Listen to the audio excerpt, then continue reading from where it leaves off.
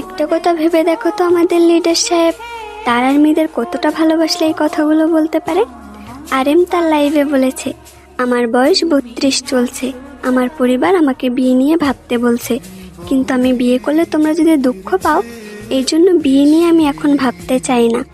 আর এভাবেই যদি চলতে থাকে তাহলে হয়তো আমি কোনোদিনই বিয়ে করব না, কারণ আমি তোমাদের দুঃখ দিতে চাই না।